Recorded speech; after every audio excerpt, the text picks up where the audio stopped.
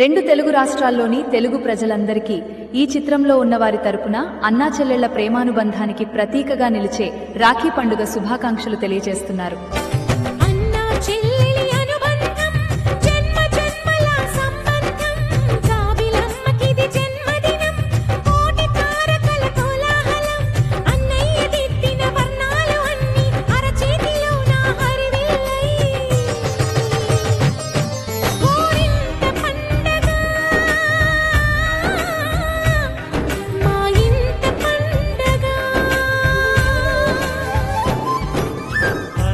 చెల్లెలి అనుబంధం జన్మ జన్మల సంబంధం రావిలమ్మకిది జన్మదినం కోటి తారకల కోలాహలం.